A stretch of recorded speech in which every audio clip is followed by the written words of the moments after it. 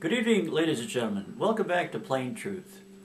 I'd like to mention about Jack T. Hearns, the best and greatest and should be the most famous and honored band director in the history of the city of Cleveland.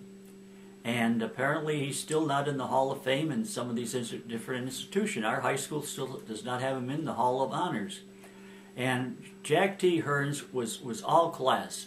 He'd take the rough and tumble kids from the east side of Cleveland or any part of Cleveland, and he would make them into polished. He'd push them, and we pushed us, and really made a difference for us.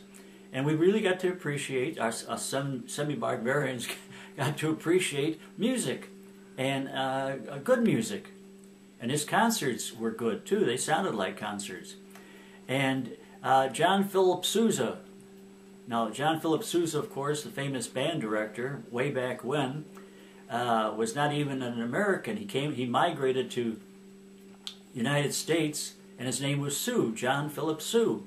And he loved America so much, he put the USA on the end of his name. That's why it became John Philip Sousa.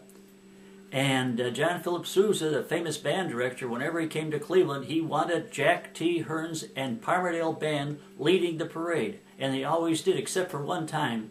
The Marines came in, and the Marines deferred to Jack T. Hearns. They said, "Oh yes, we want you to go first." And he said, "No. He was high class, Mr. Hearns. He knew that it was the Marines came first. They marched first, and Jack T. Hearns with Parmerdale Band marched behind him. He had that much class and clout. He taught over at Parmerdale. He taught over at Benedictine. He taught over at Holy Name High School. He taught over at John Carroll University. I don't know where he got all the energy." And he kept on training these junior bands too. He took people who didn't even know I didn't even know the difference between a trombone and a tuba. They said, I said, "What is which?" And they said, "Well, the tuba's the big one." "Okay, I'll take the trombone. I'm not. I might be a little crude, but I'm not that dumb.